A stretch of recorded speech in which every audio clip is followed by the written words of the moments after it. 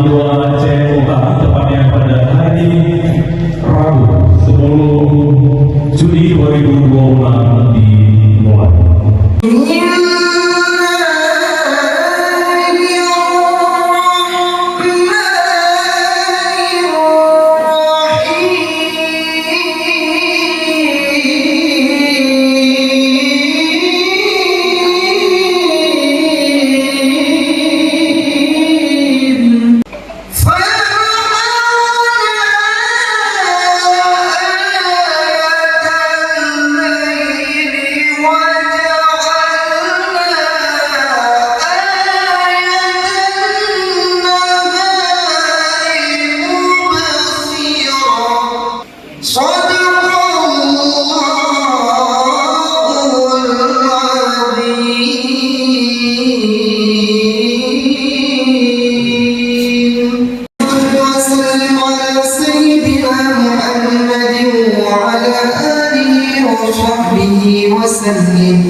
اللهم اغفر لنا ذنوبنا ولوالدينا وارحمهما كما ربيانا.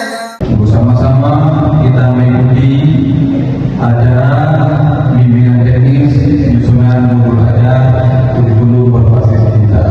Kami harapkan hari ini lebih kepada langsung prakteknya, yaitu bagaimana caranya agar guru-guru di Mandua Aceh Utara tahun pelajaran 2026-2027 sudah bisa membuat yaitu modul ajar sesuai dengan kurikulum cinta.